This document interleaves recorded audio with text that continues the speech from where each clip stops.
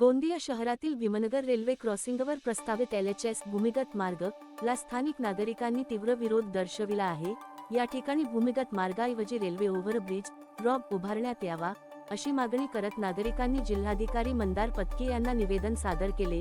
नागरिकांच्या म्हणण्यानुसार भूमिगत मार्गामुळे रुग्णवाहिका, अग्निशमन दल, शालेय बस आणि इतर जड वाहनांच्या वाहतुकीत अडथळे निर्माण होतील।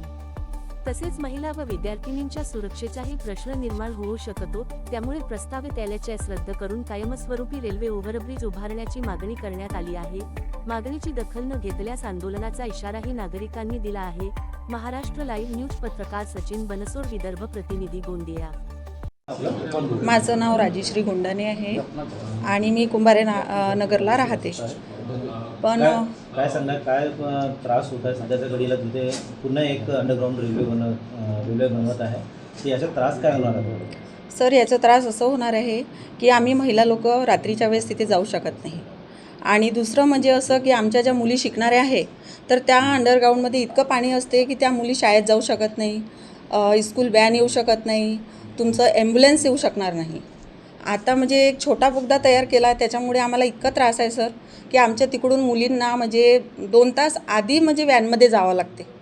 त्या एका बोगद्यामुळे असं त्रास झालेला आहे। तर विचार करा की हा बोगदा झाल्यानंतर त्यांना किती त्रास सहन करावा लागेल, सुरक्षा आहे की नाही? आणि दुसरी गोष्ट, महिला सुरक्षित राहणार नाही, आमच्या मुली सुरक्षित राहणार नाही, कारण की ते लोक ट्युशन जातात आणि ट्युशनवरून 8 ते 9 वाजता ते घरी येतात। तर आम्हाला त्या बोगद्यामधूनच यावं लागणार ना। आणि सावित्रीबाई वाटच्या सगळ्या महिला जे कामाला जातात ते रात्री 10च्या दरम्यान येतात, तर ते त्या बोगद्यामधून येणं शक्यच होणार नाही सर। मग त्यांच्या सुरक्षिततेचं काय?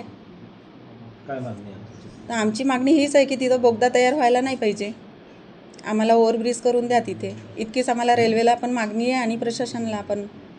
आणि आमच्या जे जिल्हाधिकारी साहेब आहे त्यांना पण हेच म्हणणं होतं, पण त्यांनी आम्हाला चक्क काल हे म्हटलं की तुम्ही काम थांबवू शकत नाही, हे शासकीय काम आहे, याच्याबद्दल तुम्ही अडथळा निर्माण करू शकणार नाही, असं ते आम्हाला बोलले काल।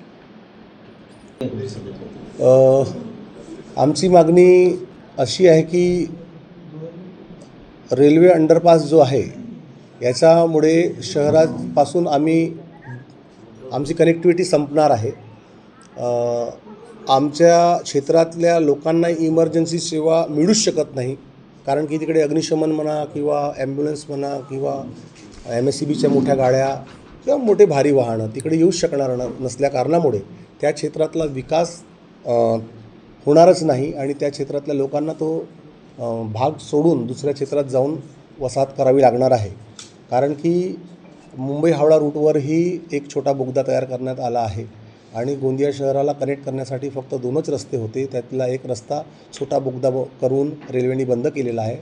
आणि म्हणून ह्या कारणास्तव आमची मागणी रेल्वेला आणि गोंदिया जिल्ह्याच्या प्रशासनाला, जिल्हा अधिकाऱ्यांना अशी विनंती आहे हात जोडून की तिथं ROB तयार करण्यात यावा, ही आमची मागणी आहे। किती लोकसंख्या त्या परिसरात? आमच्या क्षेत्रामध्ये रेल्वेने वेढलेला जो भाग आहे त्या क्षेत्रामध्ये सिग्नल टोली, आंबेडकरवाड आणि कुंभारेनगर, सावित्रीबाई फुले नगर, लक्ष्मीनगर, कुंभारेनगर, चंद्रशेखरवाड, मुर्री इथं एकूण मिळून कमीत कमी मला असं वाटतं की 50 ते 60 हजार लोकांची संख्या आहे जे तिकडे राहतात। याचा तक्रार जिल्हाधिकारी यांना केली आहे, तर त्यांनी काय होतं? जिल्हाधिकारी साहेबांना आम्ही निवेदन केलेलं होतं, तेव्हा त्यांचे होते त्यांची बदली झालेली आहे आणि 2-3 दिवसापूर्वीच पत्की साहेब हे नवीन जिल्हाधिकारी आलेले आहेत।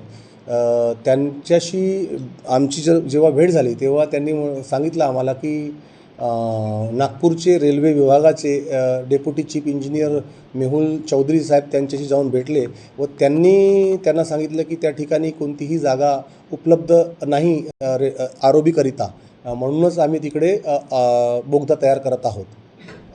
तर कलेक्टर साहेबांचं असं म्हणणं आहे की तिकडे जागा नसल्या कारणामुळेच तिकडे बोगदा तयार होत आहे। पण आम्ही त्यांना कन्व्हिन्स करण्याचा प्रयत्न केला की साहेब तिकडे भरपूर जागा आहे। आम्ही त्यांना उदाहरण दिलं, रेस्ट हाऊससमोर जो जुना आमचा ROB आहे जो आता तयार होत आहे